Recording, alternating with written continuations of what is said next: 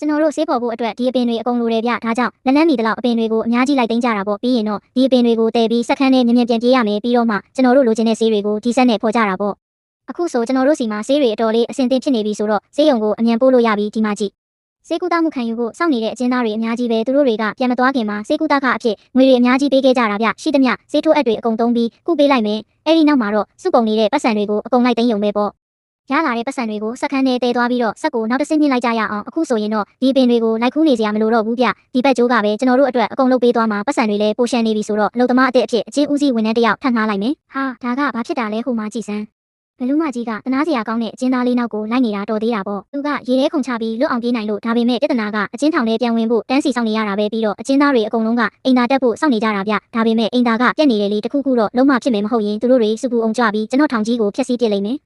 အဲ့လိုတော့အဖြစ်မခံနိုင်ဘူးလေဒါကြောင့်ကျွန်တော်တို့စီမှာရှိတဲ့အိမ်သာ6လုံးစလုံးကိုကျန်းတိုက်တန်လေးနဲ့လိုက်တန်ရှင်းရေးလုပ်ပေးလိုက်ရအောင်ဒါဆိုရင်တော့စုပူမှုတွေမဖြစ်အောင်တားဆီးနိုင်မယ်ထင်တာပဲသူတို့တွေအိမ်သာသုံးပြီးရင်ကျွန်တော်တို့ကိုပတ်စံပေးကြမှာဆိုတော့အထောက်လိုက်ရလာတဲ့ပတ်စံတွေကိုလိုက်သိမ်းကြတာပေါ့ပြီးရင်တော့ဒီနေရာမှာစားတောက်ဆိုင်အစ်တစ်ဆိုင်ထပ်ဆောက်လိုက်ကြရအောင်